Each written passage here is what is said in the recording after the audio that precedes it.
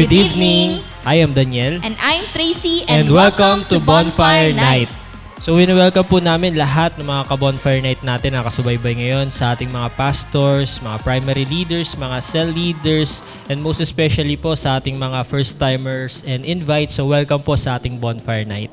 Wini-welcome din po namin ang aming mga ka-Bonfire Night na patuloy na sumusubaybay sa atin gabi-gabi mula sa iba't ibang bansa. So bago tayo magsimula, panoorin muna natin ang Bonfire Things to Remember.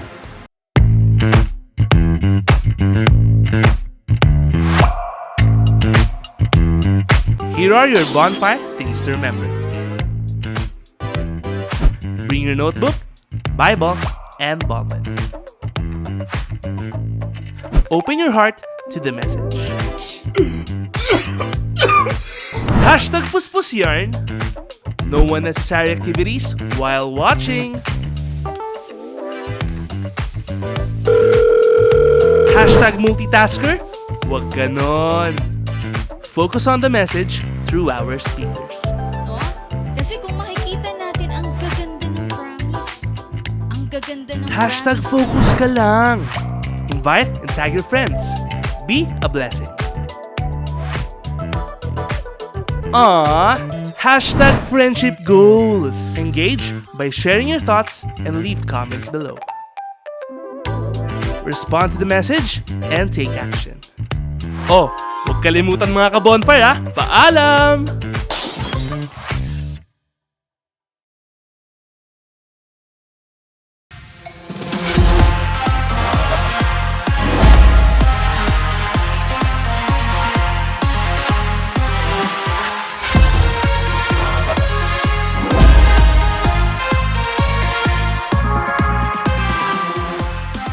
So yun po, praise God and thank you sa ating napanood na Bonfire Things to Remember. So weekly nire-remind sa atin to kasi sabi nga dapat nandun yung yung repeated na paalala sa atin para talagang ma-master natin yung mga dapat nating i-prepare.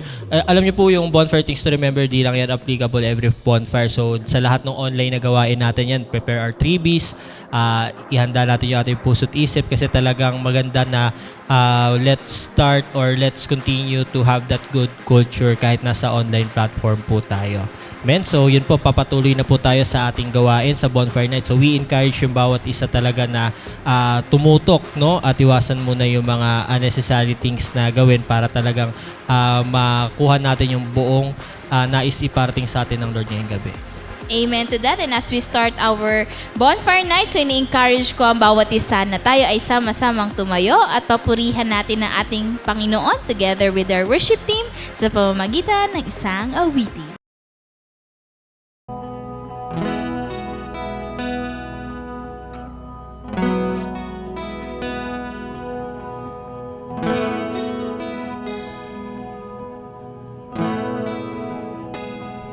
Ano nga bang nakita mo na sa akin ay ninais mo? Di ko inakala ko ang pinili mo.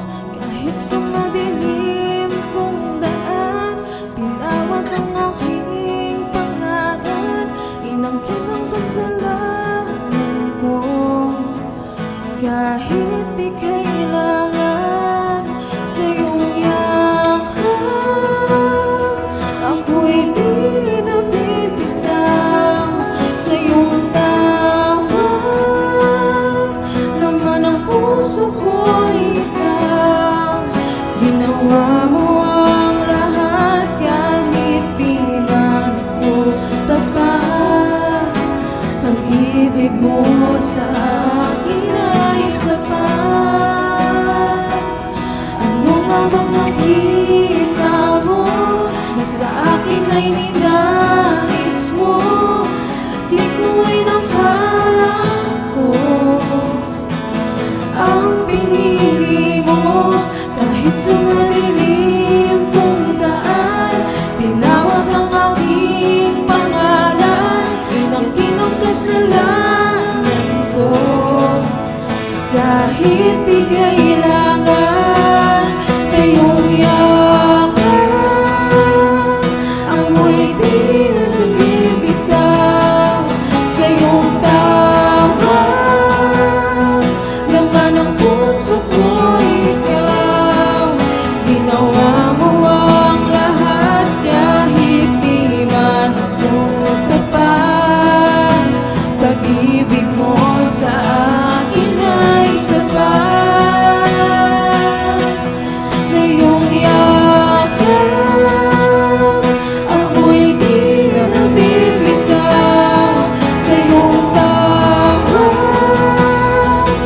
Laman ng puso ko ikaw, ginawa mo ang lahat kahit di man ako tapat.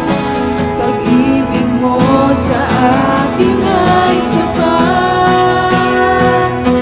Ika'y paglilingkuran, di mo ako iiwan kahit ako ay hindi karapat-dapat. Pag-ibig mo ay tunay, ika'y walang kapantay.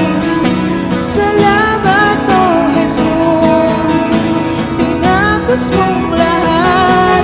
Ika'y paglilingkuran, di mo ako iiwan kahit ako ay hindi karapat-dapat. Pag-ibig mo ay tunay, ika'y walang kapantay. Salamat o Jesus, tinapos mong lahat.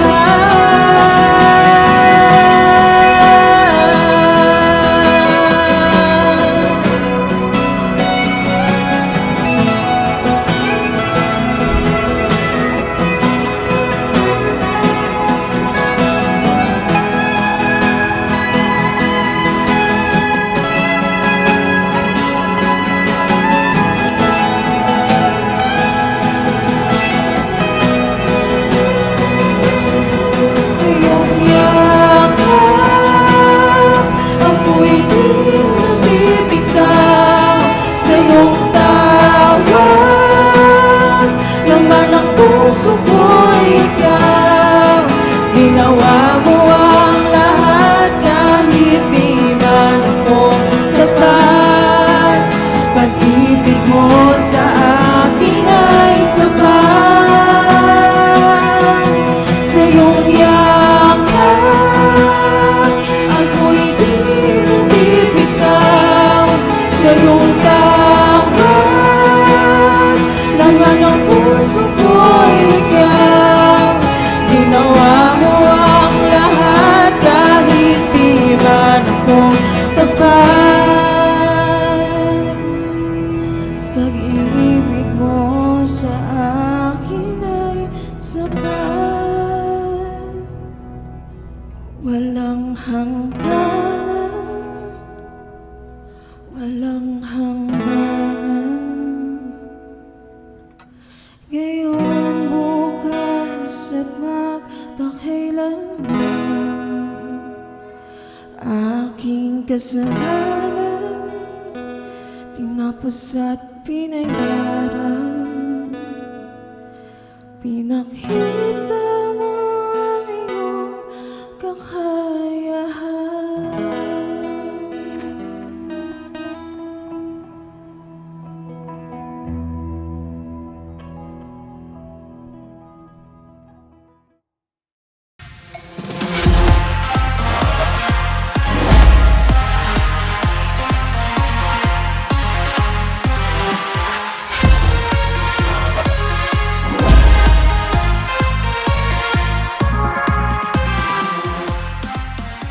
So, praise and glory to God. So, thank you po sa ating CGS Worship Team, no, sa papuring awit para sa ating Panginoon.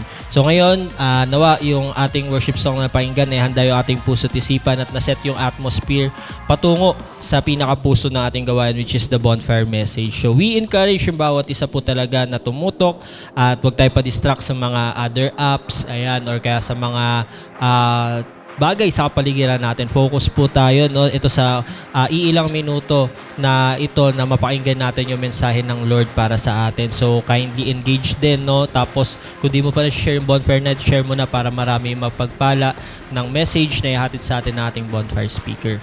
Amen to that. That's why let us ready our hearts and our minds sa message na mapapakinggan natin tonight.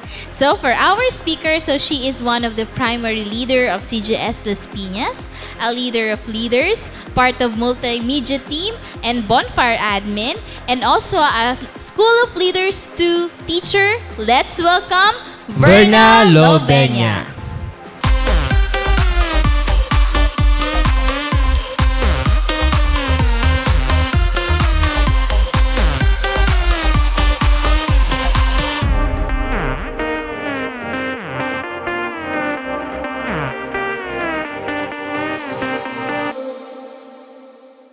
So, magandang gabi po sa ating lahat. So, bago tayo magsimula, so let us open in prayer. So, let's pray.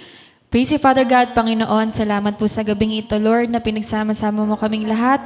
I pray, Panginoon, na kami po inyong samahan, Panginoon, yung mga mensahe na aming mapapakinggan sa oras na ito ay ma-apply namin sa aming personal and spiritual life, Lord. And I pray, Lord, sa lahat ng mga nanonood, Panginoon, kayo po magbigay sa kanila ng wisdom and strength, Panginoon. And ako po ang iyong lingkod, Panginoon, Holy Spirit.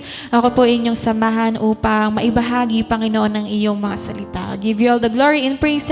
In Jesus' name, amen and amen. So, good evening po muli sa ating lahat. So, binabati ko po si Pastor Rami and si Ate Del na nagbigay ng opportunity sa akin upang makapaspeak tonight dito sa ating bonfire. So, binabati ko rin po yung ating mga pastors from different churches and syempre yung ating mga primary leaders na talagang nagmamobilize, di ba, ng mga disciples para sama-sama tayo makinig ng salita ng ating Panginoon. And binabati ko rin po yung net ko. So, hello sa inyong lahat. Good evening. And sa lahat ng leaders and disciples, lalo na sa ating mga invite. So, as disciples of the Lord, so nais kong tanungin natin yung ating mga sarili, di ba? How are we serving God during these days, this present time, di ba?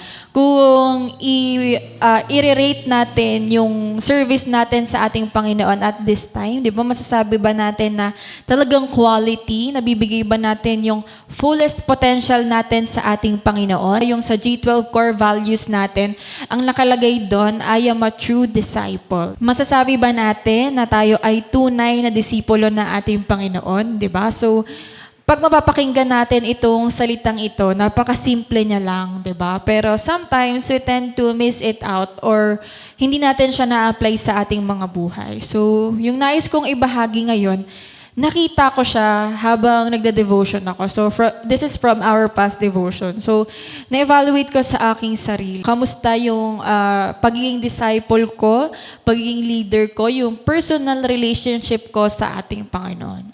So, I'd like to share the verse from Nehemiah 5:19. So, sabi dito, remember me with favor, my God, for all I have done for these people. So, nung nabasa ko tong verse na to, naisip ko agad, kaya ko ba tong tanungin sa ating Panginoon? Diba? Kaya ko bang i-ask sa Kanya, remember me with favor, my God, for all I have done for these people. So, pwedeng ang sagot natin ay hindi, pwedeng oo, depends on how we served God. Diba? So, si Nehemiah, isa siyang leader na makita natin na talagang selfless siya. So, he had the courage to ask that to God. So, kung sa mga oras na to, we will have the opportunity to ask that thing from the Lord, diba? Can we confidently ask God about it? So, remember me with favor, my God. So, nung nabasa ko to, na-evaluate ko rin yung aking sarili. Kaya ko ba tong sabihin? Kaya ko ba tong tanungin sa ating Panginoon? Sapat na ba yung nagawa ko as disciple or isang leader para makapag-demand ako sa ating Panginoon na pakinggan niya ako? So, kung ang sagot natin ay hindi, ito yung mga bagay na dapat nating ayusin as disciples of the Lord. So, dito sa Nehemiah 5:19, nakita natin yung heartfelt prayer ni Nehemiah. So, ikot tayo dito kay Nehemiah, di ba? So, isa siyang leader na pwede nating talagang tularan bilang mga disciples of our leaders at this time. So, isa siyang leader na meron talagang deep commitment para sa well-being ng mga tao. Sa verse na to, nagkaroon siya ng plea sa ating Panginoon, 'di ba? So, gusto niyang makita ng Lord na tandaan mo ako, 'di ba? Gusto naman natin marinig sa ating Panginoon yung well done, good and faithful servant, 'di ba? So si Nehemiah, 'di ba, talagang pwede niya yung sabihin pwede niya yung marinig mula sa ating Panginoon. So as we explore yung chapters na ito or dun sa story ni Nehemiah, makita natin kung paano siya namuhay as true disciples of the Lord Jesus Christ, 'di ba? So hindi lang as disciples but we can see him as an example of a great leader, isang example ng isang leader na merong selfless service, 'di ba? Merong integrity and talagang dependent sa ating Panginoon. So itong mga nabanggit ko, these are the core elements sa discipleship na dapat nating ma-apply up to this time, 'di ba? So napaka interesting nung prayer na banggit ni Nehemiah. So, in the middle of their work, naalala niyang mag-pray. So, in the middle of all that he's doing to work, to rebuild these walls around Jerusalem, di ba yun yung ginagawa nila? For the good of that city, for the good of the people across that city, di ba? For the glory of God's name among the nations surrounding Jerusalem. Sinabi niya itong prayer niya to sa ating Panginoon. So, do we have this kind of heart? So, kung masasabi natin na hindi pa, ito yung mga kailangan nating i-improve for us to be effective sa ginagawa natin sa vision. So ano nga ba yung mga traits ni Nehemiah as a leader that he had the courage to demand sa ating Panginoon, 'di ba? So ano ba yung what are the traits that we need to have to be a true disciple of the Lord Jesus Christ? So una, ang nakita ko dito is he has the selfless service. So, sabi nga sa Nehemiah 5:14 to 15, moreover, from the 20th year of King Artaxerxes, when I was appointed to be their governor in the land of Judah, until his 32nd year, 12 years, neither I nor my brothers ate the food allotted to the governor. But the earlier governors, those preceding me, placed a heavy burden on the people and took 40 shekels of silver from them in addition to food and wine. Their assistants also lorded it over the people, but out of reverence for God, I did not act like that. So makita natin dito, si Nehemiah, meron siyang position. Hindi niya in-exploit or parang pinagmalaki yung kanyang position hindi niya ginamit yung kanyang position for personal gain, unlike yung mga previous governors based dun sa verse na binasa natin. Instead, ano yung pinag-focusan niya? He focused on alleviating the economic burdens of his people, di ba?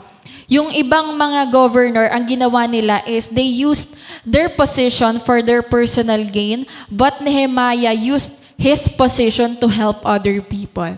So his leadership was characterized by compassion and selflessness. So makita natin, bilang isang disciple or isang leader, meron po ba tayong ganitong klase ng puso? 'Di ba? Meron ba tayong ganitong klaseng service na kapag pinagkatiwalaan tayo ng ganito, kunwari ikaw ay isang primary leader, ikaw ay isang pastor, 'di ba? Ikaw ay isang disciple, 'di ba? Are we taking advantage of our position and not serving the Lord with our best? So yun yung mga kailangan nating evaluate sa ating mga sarili. Baka kaya tayo hindi nag-grow kasi ini-enjoy na natin yung posisyon na meron tayo. Ini-enjoy na natin yung title as pastor, title as primary, title as leader, but we are not doing the effort. We are not exerting our effort to move forward. Diba? So makita natin si Nehemiah, naging selfless siya. Diba? Despite of his position, he always think about the welfare of other people. When we become leaders and disciples, we do not just care for people sa simula lang. Diba? We care for people consistently in all seasons of our lives, especially kung tayo ay mga pastor, mga primary leaders, diba? Tayo ay cell leader, diba? Hindi tayo dapat, kumbaga, nagda-download sa ating mga disciple or kinakausap natin sila kapag gusto lang natin, 'di ba? So if we have a selfless service, we always think about the sake of other people. Ano man yung nararanasan mo, nararamdaman mo, or na-encounter mo ngayon, you are applying the principle of Matthew 6:33, 'di ba? That we always seek the Lord first, 'di ba? And His vision, 'di ba? Yun yung lagi nating sinisiki and talagang inuuna natin yung vision natin, winning souls and making disciples. So, ito yung nakita kong example sa buhay ni Nehemiah. Nung nabasa ko to, talaga in-evaluate ko rin yung sarili ko, 'di ba? So, sa discipleship, we need to prioritize the needs of others above our own. Si Jesus Christ din, example siya by serving others and teaching His followers to do the same. Amen? So, if we will evaluate ourselves, if we will do a checklist for ourselves, are there areas in our lives na selfish pa po tayo? Meron bang areas sa ating buhay na ayaw mo pang isuko, di ba? So, are we still selfish or are we selfless sa ating personal life, sa ating finances, di ba? If we are selfless sa ating personal life, we can make time for God, we can make time for His vision, we can make time sa pag-evangelize, di ba? When you have the opportunity to talk to people and share the gospel, we grab it, di ba? When it comes to our finances naman, kapag tayo ay may natatanggap, hindi na tayo i-remind na i-tithes mo yan, di ba? So, automatic yan sa atin. Alam niyo po yung pinaka-challenge sa pagta-tithes is kapag meron ka na talagang natatanggap na income. Di ba? Kasi madali yan dati nung mga students tayo kasi kumbaga natatanggap lang natin siya. Pero kapag tayo ay nagtatrabaho na, dyan masusukat kung selfless ba tayo or selfish pa rin tayo. Kung bago ako nag-work, di ba, talagang challenge siya kasi may natatanggap ka na. Pero makita talaga natin na nandun ang susi ng pagpapala. Kaya dapat wala tayong, kumbaga, ninanakaw, di ba, para sa ating Panginoon. So, alam na natin yan eh. Tayo ay, kumbaga, hindi na kailangan i-remind at that area. Pero kung sa oras na to, struggling ka pa rin, that hinders us na tayo ay lalo pang pagpalain ng ating Panginoon. Sarap mag-tithes na pagpipray mo sa Lord yung mga gusto mong mangyari on your life and syempre sa buhay natin, sa journey natin sa discipleship. And also sa ating oras, di ba? We making time for God, di ba? We can't make time for God if we are still selfish. So wala namang masama na i-pamper natin yung ating mga sarili. Wala namang masama na, kumbaga, magkaroon tayo ng time sa ating mga sarili. But we must have more time for God. Meron tayong oras para sa ating sarili, pero meron tayong mas oras para sa ating Panginoon. Kapag meron tayong oras para sa Lord, ayos yung ating devotional life, yung ating prayer life. So, yan. Kamusta yung ating devotional life? Diba? Anong month na ngayon? June na. Baka struggling pa rin tayo dyan sa area na yan. Diba? Ang kaganda ng mga nababasa nating devotion from this past readings na kapag na-miss out mo yan, sayang naman, di ba? Baka kailangan mong marinig yan sa araw na to, pero napalipas siya. Di ba? So, gawin nating exercise na talagang sa umaga, tayo nagbabasa ng ating mga Bible. Kumbaga, this is our commitment to God. So, if we are selfless, we make time to God first thing in the morning, not last thing, di ba, in the evening. Di ba, kapag tapos mo na lahat, tapos na yung laban, tsaka ka palang, di ba, magpe-prepare. So, yun yung kailangan nating i-improve, di ba, for us to be more effective sa ginagawa natin sa vision. Mahirap na mag-win ng soul kapag tayo mismo ay hindi pa ayos yung ating sarili when it comes to being selfless before God, di ba? So, sa pagbabasa ng ating mga Bibles, di ba masasabi ba natin tayo ay devoted? Di ba nakapag-meditate ba tayo? Iba kasi yung nagbabasa ka sa nagme-meditate ka. Di ba? Kapag meditate natin ang salita ng ating Panginoon, we learn, we apply, and it helps us to be more obedient disciples of the Lord Jesus Christ. Di ba? Pwede rin tayo talagang maging successful in what we do sa vision kapag ganito po yung attitude natin towards serving the Lord. So, I encourage everybody na kung tayo ay may mga areas pang dapat tayong maging selfless, i-surrender na natin yan sa ating Panginoon. Kasi, diyan nagsisimula yung mga negativity kapag tayo ay selfish pa. Kung mapapansin natin yung ating mga sarili, nagiging negative tayo kapag may mga gusto tayong gawin para sa ating mga sarili, pero hindi natin magawa dahil kailangan natin na gawin itong mga bagay nito for the Lord dahil nandito tayo sa discipleship. Pero kapag ayos ang ating mga puso, di ba, ayos yung relationship natin sa Lord, hindi na natin kailangan i-divide yung oras natin kasi automatically, you have more time for the Lord. So, kaya minsan may mga nagpa-fluctuate yung spiritual life kasi hindi nag-i-increase or hindi stabilize yung spiritual life.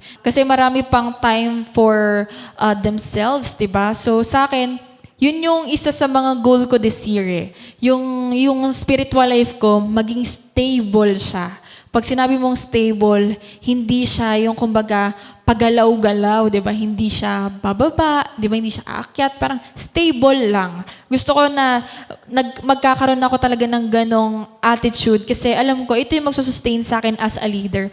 Stable tayo spiritually. That way we can serve the Lord and His people na talagang mag-glorify natin ng ating Panginoon. So, second, na nakita ko dito sa buhay ni Nehemiah is yung integrity and accountability.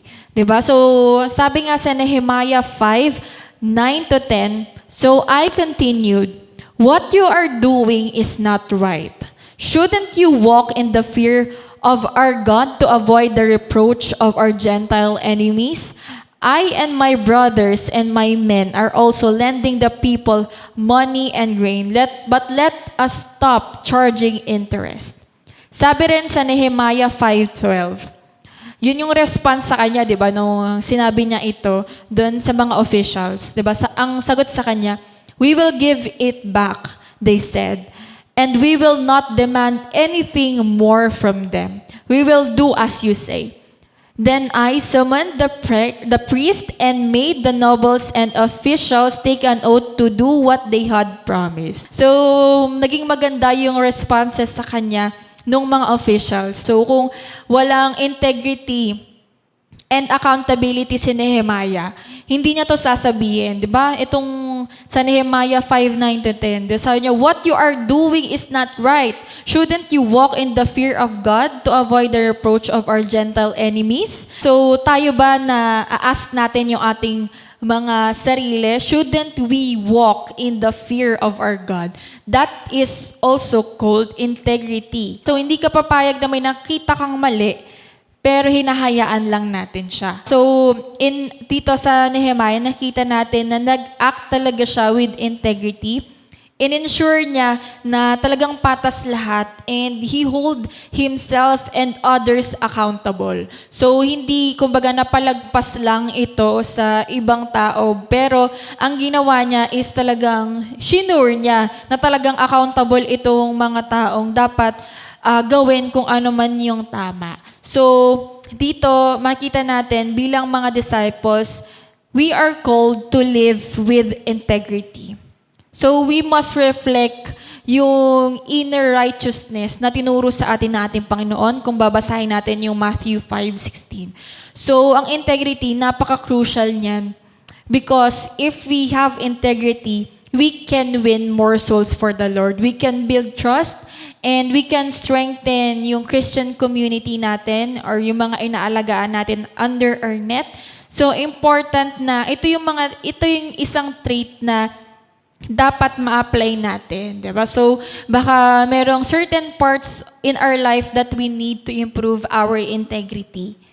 Baka sa ating personal life hindi pa ganon ka-improve yung ating life of integrity. Mahalaga ito bilang disciples kasi hindi naman pwede na meron lang tayong integrity dito lang, 'di ba, sa loob lang, pero paglabas mo iba pala yung image mo, wala ka pala nito. So, kailangan as disciples dapat mag-reflect yung inner righteousness na tinuturo sa atin ng ating Panginoon, lalo na kung magbabasa tayo ng ating mga Biblia. So, ito yung maka-help sa atin for us to win more souls for the Lord. So, yun yung kailangan nating i-improve. So, we must examine yung ating mga puso, yung ating mga buhay, that we need to have greater integrity. So, we must promote accountability within the church, lalo na sa ating mga disciples, if we need to correct, if we need to encourage, if we need somebody to hear what is right. Diba? So, wag natin yan ipagkait sa mga tao na makaka-help yung ating advices sa kanila. So, nakita ko ito sa buhay ni Nehemiah. That's why he is a great leader because he has the integrity. So, yun yung kailangan nating i-improve. So, kailangan natin magkaroon ng courage to correct what is needed. You must have the courage to serve the Lord with integrity, 'di ba? So makita sa atin yung life na talagang makita sa atin yung example na tayo ay accountable din sa mga pinagkatiwala na sa atin ng ating Panginoon. So dito sa verse na binasa natin, talagang naging bold si Nehemiah na tinanong niya na dapat namumuhay tayo na may takot sa ating Panginoon. Diba? Kaya ba natin itong i-remind sa ating kapwa? Kunyari, kaibigan mo, co-disciple mo, may ginagawa ng mali.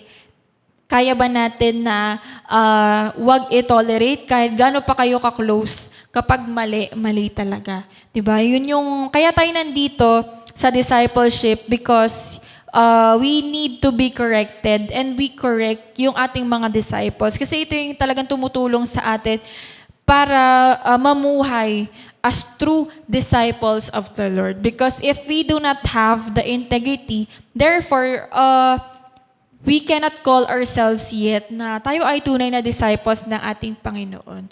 So, yun yung kailangan nating i-exercise sa ating mga sarili. Ayan. So, third po, na nakita ko is prayer and dependence on God. Ayan. So, sa prayer ni Nehemiah sa Nehemiah 1:4, when I heard these things, I sat down and wept. For some days, I mourned and fasted and prayed before the God of heaven. So, nung nabasa ko to, actually, in-evaluate ko rin talaga yung aking sarili. Umiiyak pa ba ako for the lost? When was the last time I cried for the lost or yung sa service ko sa Kanya? When was the last time that I had a genuine fasting and talagang nagkaroon ng marubdob na prayer for the sake of other people? So, si Nehemiah, nakita niya yung situation nung paligid niya. Talagang nag-make time siya. Sabi niya dyan, I sat down and wept. He was really moved. So, bilang mga leaders and disciples, if we want to be successful in what we are doing, hindi dapat natin ma-miss out itong mga moments na magkaroon tayo ng quality time sa Lord that we are crying for the sake of other people. We reach out to God to help us win other people, win the generation that we have at the present time. Sabi rin sa Nehemiah 2:45, the king said to me, what is it you want? Then I prayed to the God of heaven, and I answered the king, if it pleases the king, and if your servant has found favor in his sight, let him send me the city in Judah where my ancestors are buried, so that I can rebuild it. So nakita natin dito, 'di ba, na talagang nakuha ni Nehemiah yung favor ng king. So, tayo, if okay yung leadership natin or yung service natin sa ating Panginoon, we can please God. We can found favor in His sight. So, sabi dito sa main verse natin kanina, remember me with favor, my God, for all I have done for these people. This might sound selfish, pero yung prayer na to, ang talagang goal nito or purpose nito is still for the sake of other people. Nung narinig ko tong verse na to, or nabasa ko to, remember me with favor, my God, nakita ko na reliant talaga si Nehemiah sa ating Panginoon. So, na-observe ko or na-reflect ko sa aking sarili, do I have this reliance on God? So dito, na-highlight yung reliance on God's approval rather than seeking human recognition sa buhay ni Nehemiah. Diba? So in connection to discipleship, makita natin that prayer is the cornerstone of discipleship. So, ang ating Panginoon, si Jesus Christ, dinemonstrate niya yung importance ng close relationship with God the Father through regular prayer. Diba? Minsan umakyat pa siya ng bundok, gumigising siya ng maaga just to pray. And tayo, 'di ba, gigising lang tayo, nandiyan na yung mga cellphone natin, hindi nga nakita ng mga leaders natin kung nagpe-pray ba talaga tayo o baka nagsi-selfie na lang tayo, tas nagsisend, 'di ba? Kung ganun yung ginagawa natin na nagsisend lang tayo ng ating selfie at di tayo nagpe-pray, 'di ba? Siguro sasabihin ni Lord, nag-send ka pa. 'Di ba? Di ko na kailangan na selfie mo. Para flex lang na nagising ako this morning pero hindi nag-pray. So kailangan as we send dun sa ating mga network or we update our leaders na tayo ay nakapag-pray, bago tayo mag-send, mag-pray muna tayo, di ba? Dapat sa morning, we talk to God. Dami natin nakakausap everyday, no? Iba-ibang mga tao, di ba? Pero do we have the quality time to talk to God? So, nakita natin yung example ni Jesus Christ and this is what we need to apply, improve in ourselves as obedient disciples of the Lord Jesus Christ. So, when we pray, ang ibig sabihin nito, we rely on God for guidance and strength. And if we are not praying, baka we are relying on ourselves. Ito yung dapat nating i-improve ngayon, di ba? Baka nasanay na tayo na sinasabihan tayo na mag-pray ka sa morning, sa evening, pero wala na yung heart natin when it comes to prayer. Iba kasi yung feeling kapag totoo yung pagbigkas mo ng prayer sa ating Panginoon, kapag may buhay, kapag may puso. Yun yung ko rin gusto kong ina-apply ko sa aking sarili ngayon na magkaroon ako ng prayer na may puso. Hindi yung prayer na galing sa bibig, kundi prayer na galing sa puso. Because it signifies that you are a true disciple of the Lord Jesus Christ. And not just that, it amplifies also na tayo ay binago ng ating Panginoon sa ating panloob. So, ito yung na-apply natin normally, di ba? Parang naturally na lang sa ating mga boys. So, I encourage everybody to let us develop a strong prayer life. Lalo na mga kabataan, marupok. Diba? So, pagdating sa opposite sex, madaling matumba, madaling talagang masira yung puso, yung peace of mind. Diba? So, yun yung kailangan nating i-improve, yung ating prayer life. Kasi it means that we are relying on God, not relying on people. So, we must emphasize na talagang important na sinisik natin yung ating favor ng ating Panginoon over human approval. So, sa akin nakita ko na lagi naman tayo nire-remind, di ba? Mag-pray ka, di ba? Gumising tayo na maaga for our morning prayer. And sometimes, we still struggle to have that quality time to talk to God. So, kagaya na Nehemiah, nakuha niya yung favor ng ating Panginoon dahil connected siya sa ating Panginoon hindi lang sa acts of service, but yung kanyang puso, yun yung kanyang commitment, yung kanyang prayer life and devotional life niya sa ating Panginoon. So, yun lang po yung nais kong ibahagi sa bawat isa sa atin. So, I pray na nakatulong po sa ating lahat ito. And babasahin ko ulit yung verse, "Remember me with favor, my God, for all I have done for these people." So, if our answer is still no, hindi pa natin kayang itanong to sa ating Panginoon, let us do our best to improve. Lalo na ngayon, tumatakbo ang araw, tumatakbo ang linggo, ang buwan. Huwag natin hayaan na stagnant na lang tayo. Ako din mismo, we have different things to improve sa discipleship, especially sa pagawin ng soul. But if we are true disciples of the Lord Jesus Christ, you will remain selfless, you will remain to live a life of integrity, you will remain to be prayerful, dahil alam mo that at the right time, God will give us the people na makakatuwang natin sa discipleship. So, kung ikaw man ay napanghihinaan ngayon, so that is valid. But ang dapat nating gawin, lumapit talaga sa ating Panginoon. Huwag tayong maging negative agad. Tandaan, kapag ikaw ay nagiging negative, ikaw ay nagiging selfish. May mga hindi tayo nasusurrender sa ating Panginoon. So, ganun lang, correct lang natin yung ating mga sarili because Discipleship is not complicated. It is only you, it is only I that sometimes makes it complicated. Depende yan sa commitment mo. Depende yan sa puso mo para sa ating Panginoon. Huwag natin hayaan na visible ka lang as pastor, visible ka lang as primary, visible ka lang as leaders, but you do not have a strong connection with the Lord Jesus Christ and nawawala yung traits of being a true disciple of the Lord Jesus Christ. Ako ayokong tumagal sa pag-serve sa Lord na ganito na lang. Dapat laging may ginagawa. You are a true disciple, nandyan na sa'yo yung mga traits, but at the same time, nandyan dapat yung fruit. The fruit must be shown to us. So, in conclusion, as we serve God, we must assure that we are one of the true disciples.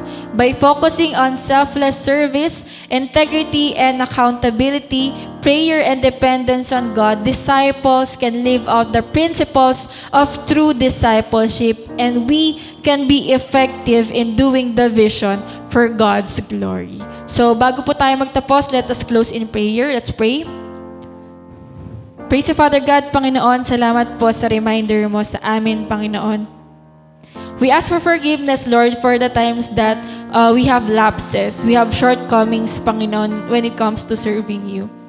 But we pray, Panginoon, na tulungan mo kami na mag-improve, Panginoon, sa pag-serve namin sa iyo, na talagang mapumuhay namin yung G12 core values that we are one of the true disciples of the Lord Jesus Christ. So, Panginoon, sa oras na to, I pray that you will help everyone, every disciples, leaders, pastors, primary leaders who are struggling right now, and even mga invites, Panginoon, I pray na kumilos ka sa kanilang mga puso at buhay, Panginoon, na ma-apply namin.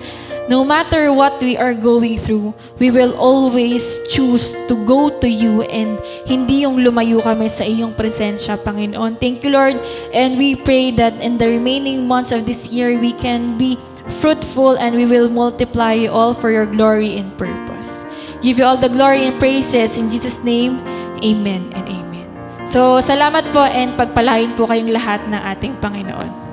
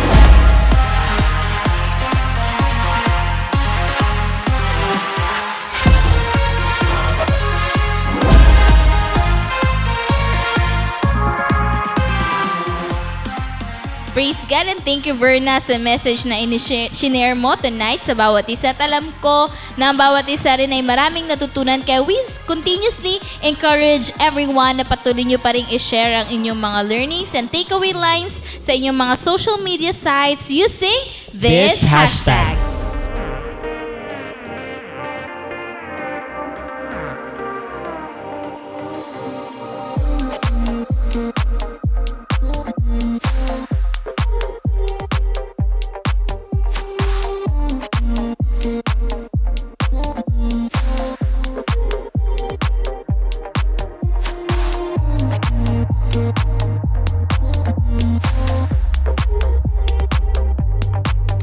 Okay po, so praise and glory to God po sa natapos nating bonfire night, and thank you rin sa mga nanatili hanggang wakas ng ating gawain. So keep that good culture, no, na sa lahat ng online nating gawain. So wag nating ugaliin na pagtapos na yung message, alis na. So talagang dapat hanggang sa matapos yung gawain nandun po tayo, no, mapa-online man yan o mapa face-to-face. So we encourage yung bawat isa na mga nakasubaybay po sa atin to continue to follow and support our social media accounts, yung ating CGS Philippines Facebook page at yung ating CGS Philippines Bonfire Facebook page. So nandyan din po yung ating YouTube channel, yung ating TikTok and Instagram account. So talagang sa ating social media, sabi nga is talagang dapat punong-puno siya ng Word of God, no? So CGS Philippines, tas yung mga other mga Word of God or encouragement na galing sa salita ng Panginoon, yun dapat yung pumupuno ng ating social media accounts na nagiging pagpapala ito sa iba. So continue to support po yung ating mga social media accounts.